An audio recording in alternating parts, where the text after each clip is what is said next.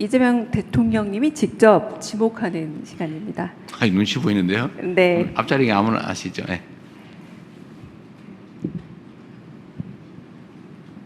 네, 대통령님 감사합니다. 아시아경제 임철영 기자입니다. 이게 여러 분야가 얽혀 있긴 한데 그 최근에 관세 문제가 다시 네. 부상하고 있어서요. 그 미국의 반도체 100% 관세 부과 위협에 대한 이야기들이 나오고 있는데 이게 통상 문제와 관련해서 이렇게 새로운 국면에 진입한 걸로 봐야 될지, 왜냐하면 어제와 오늘 새벽 이렇게 보면 그 국채 금리가 갑자기 발작을 일으키는 이런 상황들도 저기 관측이 됐고요. 이와 관련해서 앞서 저희가 팩트시트를 통해서 관세와 관련해서는 대부분 저희가 마무리를 했는데 이거를 신뢰하고 앞으로 가도 될지 대통령님의 어떤 구상이 앞으로의 구상과 어떤 계획이 궁금합니다. 네, 지금은 예측 불가능 시대죠. 아무도 예측할 수 없어요. 뭐 베네수엘라 거기에 대통령이 다른 나라에 잡혀가는 거 쉽게 상상하기 어렵죠.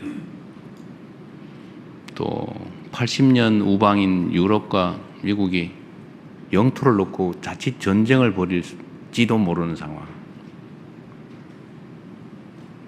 프랑스 대통령이 뭐라고 무슨 평화위원회인가 참여 안 한다고 그랬다가 프랑스의 관세를 중화부담하기로 한다는 얘기도 있더군요. 모든 게 예측 불능의 사회죠. 제가 전에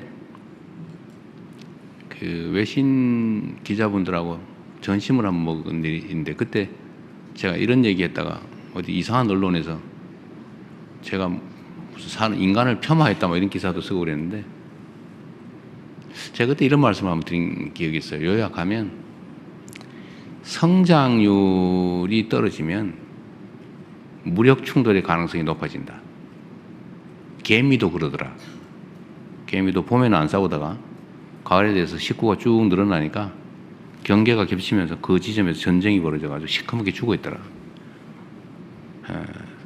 이게 이제 사람도 제국주의나 제국주의 충돌 이런 것도 결국 성장을 해서 계속 기회가 많아지고 나눌 게 많으면 평화롭게 지내다가 성장률이 떨어지고 더 이상 또 뭔가를 늘리기 어려운 상황이 되면 이제 서서히 충돌하고 대립이 격화되고 그러다 결국 물리적, 군사적 충돌로 대규모 충돌로 가는 게 인류 역사죠. 그래서 점점 그런 위험성이 커진다는 걱정이 사실은 내심으로 드는데 뭐 그렇게 안 되도록 노력해야 되겠죠. 전체적으로는 전 세계의 성장률이 떨어지는, 그래서 경제적 갈등이 격화되면서 이게 정치적 갈등으로 그리고 나아가서는 군사적 충돌로까지 서서히 가는 것 같아서 참 걱정입니다. 그래서 제가 자주국방 얘기도 많이 하고 이제 전략적 자율성 얘기도 자주 드리는 거예요. 우리 대한민국이 세계 5위 군사 강국이기도 하고 그래서 방위산업을 제가 계속 육성해야 된다. 그리고 그러려면 그게 뭐 윤리적 도덕적 얘기를 하기 이전에 방위산업 수출도 저희가 이제 주력을 하는 측면이 있어요. 이건 이제 국방력 강화에 도움이 되기 때문에 그렇습니다. 그리고 이제 전략적 자율성도 최대한 확보해야 된다. 그리고 휘둘리지 않게. 그 소위 말하는 이제 연루 위험을 최소화해야 된다. 그렇다고 우리 또 뭐 군사 안보적 용어로 뭐 방기, 그러니까 우리가 따로 완전히 막 배제돼서 소외되는 위험도 또 최소화해야 된다.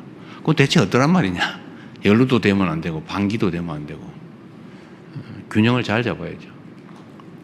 그래서 북익 중심의 실용 외교라고 하는 게 그냥 빈말이 아니라 정말로 중요한 시점이다. 현재 상태가. 앞으로 그 중요성은 점점 더 커져갈 거다. 이제 그런 생각을 하고 있습니다. 그 중에 이제 이 관세 문제도 한 부분이죠. 미국으로서야 뭐 미국의 경제 안정을 위해서 그 엄청난 재정 적자, 또 무역 적자, 뭐 이런 문제들, 또 국내 갈등, 양극화, 또 뭐 제조 붕괴 뭐 이런 여러 가지 문제들을 어쨌든 해결하려고 보니까 좀 무리를 하게 되는 것 같고 그게 이제 다른 국가들이 이런 압력으로 나타나고 있습니다. 우리도 거기에 영향을 많이 받아서 어쨌든 그 상당히 오랜 기간 관세 통상 협상을 할 수밖에 없었죠. 전에도 말씀드렸지만 양국이 뭔가 서로에게 득이 되는 얻기 위한 협상을 한 게 아니라 우리 입장에선 덜 주기 위한 협상을 견디기 협상을 힘들게 해낸 겁니다. 지금 뭐 반도체 관련해서 100% 관세 뭐 이런 얘기 있는데 뭐 그렇게 심각하게 저는 우려하지 않습니다. 뭐 통상적으로 나오는 얘기고 이런 격렬한 대립 국면, 불안정 국면에서는 뭐 불쑥불쑥 튀어나오는 예상치 못한 요소들이 워낙 많기 때문에 이런 하나하나에 너무 일희일비하면 중심을 잡을 수가 없어요. 이럴수록 자기 중심을 뚜렷하게 가지고 정해진 방침과 원칙에 따라서 대응해 나가면 됩니다. 저는 반도체 문제는 대만과 대한민국의 시장 점유율이 뭐 8, 90% 이렇게 될 텐데 100% 관세 올리면 아마 미국의 반도체 물가가 100% 오르는 결과가 오지 않을까 싶어요.